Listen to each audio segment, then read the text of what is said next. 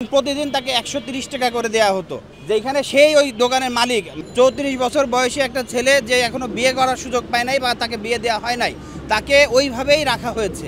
তাকে হত্যা করা হয়েছে তার পরিবার থেকে। কারণ হচ্ছে আত্মহত্যা হচ্ছে যেটা হচ্ছে আমি নিজেকে ধ্বংস করে দিচ্ছি, আমি নিজের আত্মহত্যা করছি। কিন্তু আমি যদি মানসিক চাপ দেই কাউকে, তাকে বাধ্য করি যে সে আত্মহত্যা করতে বাধ্য হবে, তখন কিন্তু এটা বাধ্যবাধকতা। দীর্ঘদিন থেকে এদের পারিবারিক সম্পদ নিয়ে একটা ঝামেলা অনেক আগে থেকে আমরা জানতাম। সেই বিষয়টা থেকেই আমাদের বন্ধুকে হঠাৎ করে হত্যা করে তাকে আত্মহত্যা হিসেবে চালিয়ে দেওয়ার জন্য গলায় ফাঁস লাগিয়ে ঝুলিয়ে রাখা হয়েছিল। আমরা সরকারের কাছে দাবি যাতে তার সুষ্ঠু ময়না তদন্ত করে এবং যারা এটা দোষী তাদেরকে দৃষ্টান্তমূলক শাস্তির দাবি আমরা জানাচ্ছি।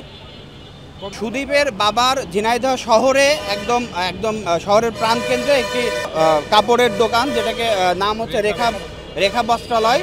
সুদীপ বাবার এরকম একটি বড় দোকানে নিজে বসতো এবং প্রতিদিন তাকে ১৩০ টাকা করে দেয়া হতো, যেখানে সেই ওই দোকানের মালিক, মানে হিসাব কিতাবটা অন্যভাবে হোক, কিন্তু শুধু ১৩০ টাকা তার হাত খরচের জন্য দেয়া হতো।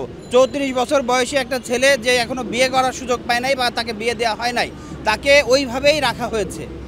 মারা যাওয়ার পরে আমরা যে ছবিগুলো পেয়েছি, সেইখানে যেই ধরনের জখম আছে, তার গলায় দড়ি দিলে অন্তত এই ঘাড়ের হাড়টা ভেঙে যাওয়ার কথা এবং জিহ্বা বের হয়ে যাওয়ার কথা, এরকম কোনো দৃশ্য আমরা দেখি নাই।